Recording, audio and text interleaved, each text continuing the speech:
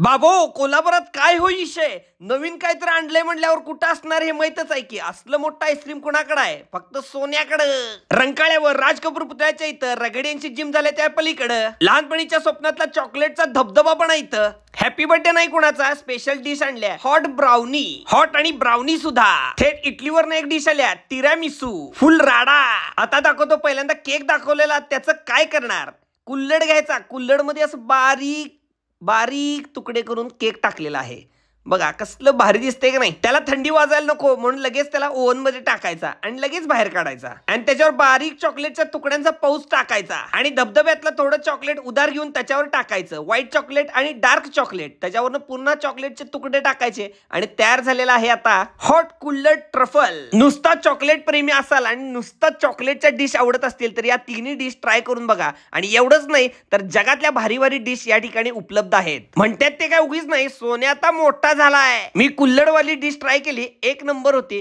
चॉकलेटी एकदम फ्लेवर त्यात उतरला होता आणि मस्त तोंडात टाकल्या टाकल्या विरघळत होती नक्की ट्राय करून बघा